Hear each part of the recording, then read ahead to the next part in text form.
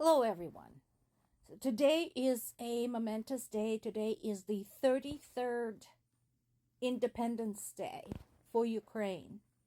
This is the day in 1991 when people of Ukraine, overwhelmingly, over 90%, voted to split off from the Soviet Union, which more than anything meant splitting off from Russia. This is something I like to remind everyone about when everybody says, but why, what's the problem with Ukrainians? Whenever anyone has any doubt whether Ukraine pulled off its own revolution, I refer them to that day 33 years ago. Ukrainians made their feelings known. They did it themselves. They weren't supported by NATO. They weren't supported by the US. They weren't supported by the EU because EU didn't exist back then. So, to anyone who says, the overthrow of Yanukovych 11 years ago was something that was orchestrated by NATO, that is a deep insult to Ukrainian people. And I will report you for misinformation and block you immediately because you clearly can't get it through your little brain that there are people out there to whom independence and territorial integrity of their country are so important that they would risk their lives without any support from anyone else to ensure it. The day was marked by the exchange of over 100 prisoners, 115 servicemen, and it's a stark difference in terms of who was in each group. So the prisoners returned to Russia were the POWs taken just recently during the Kursk operation. By contrast, the Ukrainian soldiers returned included soldiers that were taken during different periods in the war, some of them very early in the war. And when I look at the pictures of them, they look terrible. I mean, there's this photograph of them in Reuters. I am happy to see them alive with all of their arms and legs attached, but I mean, look at them. Look at these people. I'm just glad they're back because there's no doubt in my mind, considering Russia's now established history of mistreating POWs, the horrors these men have witnessed must have been unimaginable. At the same time, of course, it is a somber occasion for people of Ukraine who are not in the army because we are at war. We can't have celebrations, we can't have parades, we can't have any concerts like we used to have on this day because those all present a security issue, and there's no doubt in anybody's mind that they would be immediately targeted by the Russians. So people are celebrating any way they can at home with their families if they can. I have no doubt that my parents are celebrating. Maybe my stepmom made a cake. She makes really good cakes. Maybe with a bottle of wine or whatever.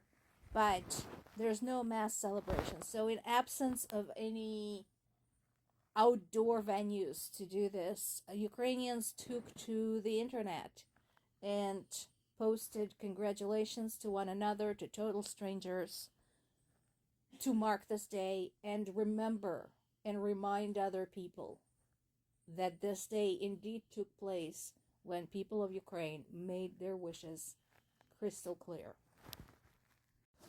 There's been another conversation between Biden and Zelensky about the next aid package. Again, People stop freaking out about the aid to Ukraine. It's all part of the same package that has already been approved. It's just being released in small portions. And we talked about this. One of the biggest challenges here is the logistics. So we talked about this when we talked about the F-16s, but it's not just the F-16s, it's literally everything. Military supplies, ammo, weapons. They had to be transported somewhere nearby, usually Poland. Then they had to be somehow brought into Ukraine. Then they have to be stored. Then they have to be distributed. All of this is happening while Ukraine's getting the shit shelled out of it. So, there is a reason why it's taking so long. It's frustrating.